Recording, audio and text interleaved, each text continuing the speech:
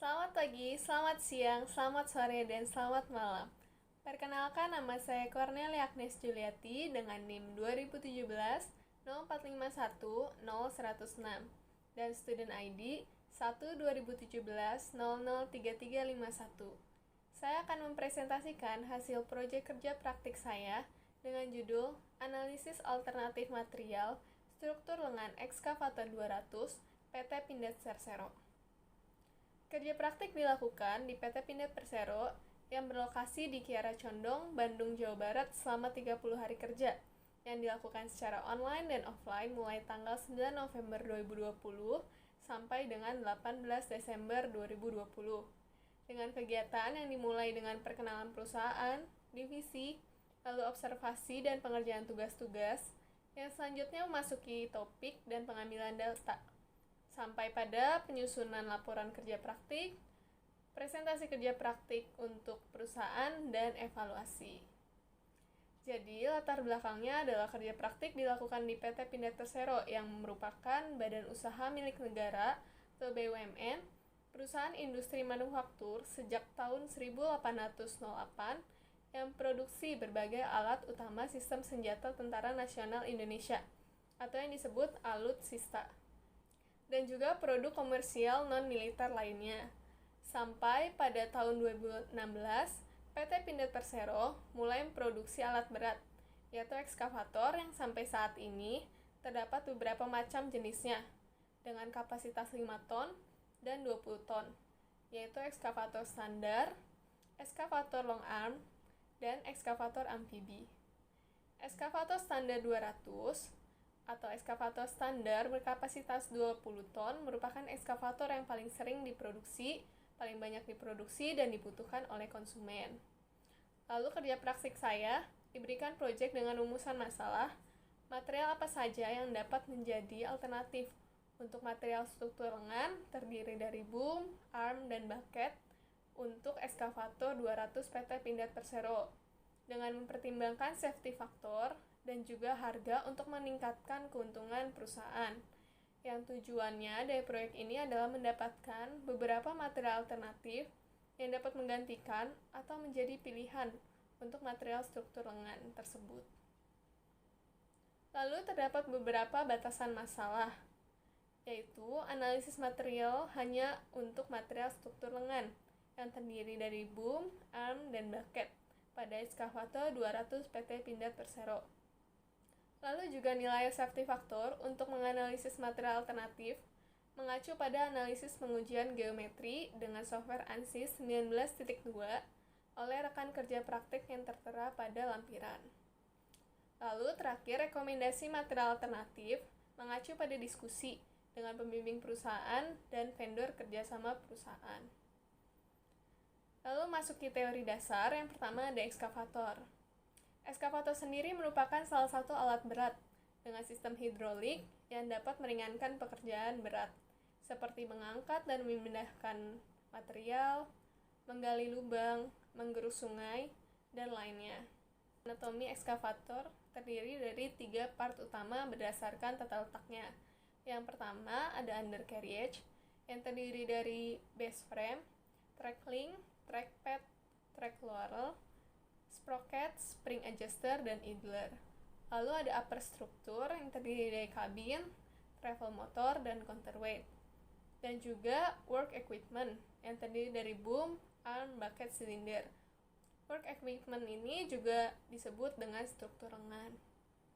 Berlanjut ke teori dasar material.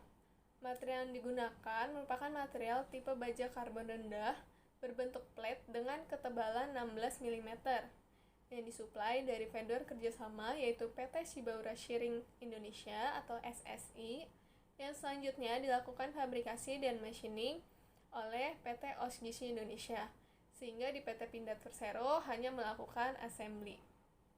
Nah, pada struktur lengan ekskavator keseluruhan ini menggunakan material dengan Japanese Industrial Standard atau JIS 3160 SM490A, yang harga materialnya itu adalah $600 sampai $860 per ton. dengan spesifikasi yang tertera pada tabel, yaitu yield strength sebesar 275 MPa sampai 325 MPa dan tensile strength 490 MPa sampai 690 MPa. Lalu berlanjut ke safety factor. Safety factor sendiri merupakan faktor yang digunakan sebagai kriteria keamanan atau kegagalan dari sebuah perancangan, yang rumusnya merupakan SF sama dengan material yield strength per maksimum strength. Dan dari metode elemen hingga menggunakan software ANSYS didapatkan tegangan von Mises, sehingga rumusnya adalah von Mises stress harus kurang dari atau sama dengan dari material yield strength per safety faktornya.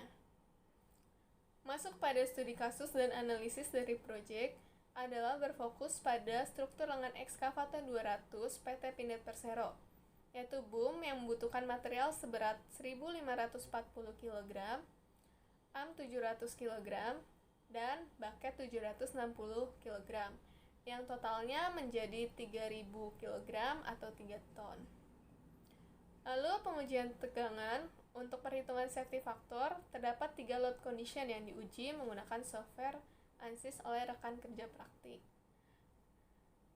Pada load condition yang pertama, dengan perumpamaan kondisi seperti pada gambar, pada boom menghasilkan tegangan maksimal sebesar 114,65 MPa, sehingga safety factor menjadi 2,83.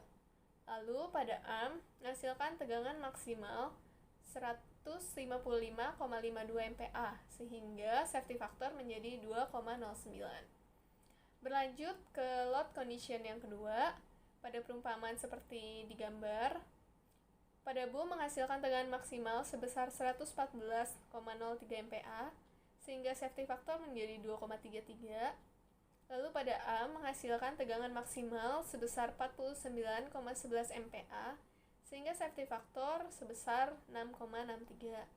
Pada load condition yang terakhir, yaitu yang ketiga, dengan perumpamaan kondisi seperti pada gambar, pada boom menghasilkan tegangan maksimal sebesar 250,68 MPa, sehingga safety factor menjadi 1,3.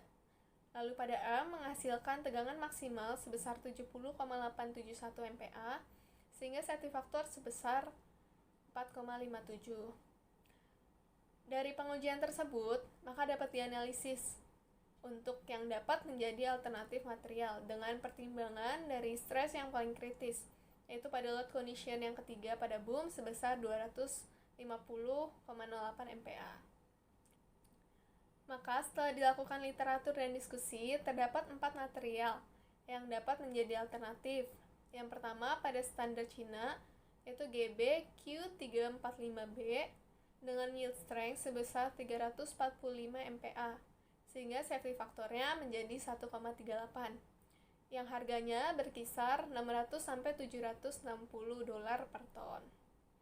Yang kedua ada dari standar Europe, yaitu EN 10025-2 S355JR dengan yield strength sebesar 325 MPa, sehingga safety factor menjadi 1,3, yang harganya berkisar dari 560 sampai 620 dolar per ton.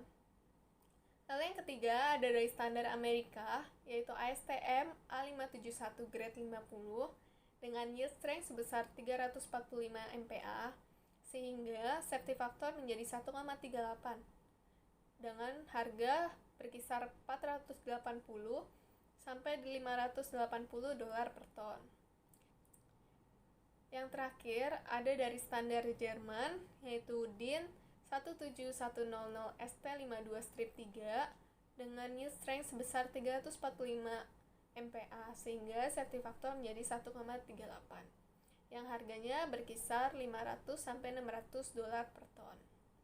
Oleh karena itu, simpulan yang didapatkan adalah alternatif material yang dipilih memiliki perbedaan hanya pada standar negaranya.